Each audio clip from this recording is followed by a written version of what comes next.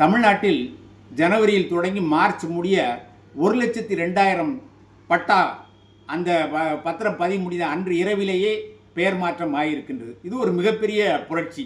அதேபோல் கடந்த 50 ஆண்டு கால பட்டாக்கள் பத்திரங்களை எல்லாம் கணினியில் ஏற்றி விட்டார்கள்.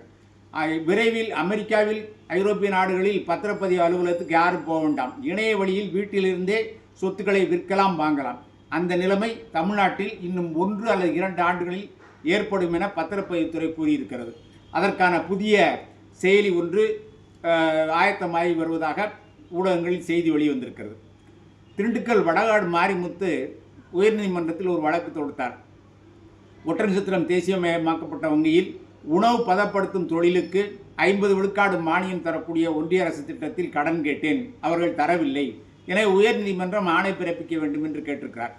அதுக்கு உயர்நீதிமன்றம், அப்படி நாங்கள் வங்கிக்கு ஆணை பிறப்பிக்க முடியாது. ஒரு கடனை ஒருவரிடம் கடன் கேட்பவருடன் எப்படி வாங்குவது, கொடுப்பது, அவருடைய பின்புறங்களை எல்லாம் ஆராய்ந்து கடன் கொடுப்பது வங்கி அதிகாரியுடைய கடமை.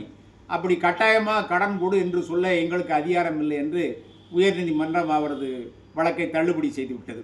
அதுபோல் ஒரு தம்பி ஆணவ கொலைக்கு சட்டம் இயற்றாதது ஏன் என்று கேட்கிறார். எல்லா கொலையும் ஒன்றுதான். எல்லா கொலையும் தடுப்பதற்கு ஏற்கனவே 75 ஆண்டுகளாக சட்டம் இருக்கின்றது. கொலைகள் நின்று இந்த சட்டத்தால் கொலைகள் நடக்காமல் போய்விட்டதா?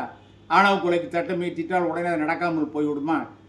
கொலையின் கொடூரத்தன்மையை கருதி தூக்கு தண்டனை வரை விதிப்பதற்கு இப்போதே சட்டத்தில் இடம் இருக்கின்றது. இதில் ஆணவ கொலை, அந்த கொலை, இந்த கொலை என்று பிரிக்க வேண்டியதே இல்லை.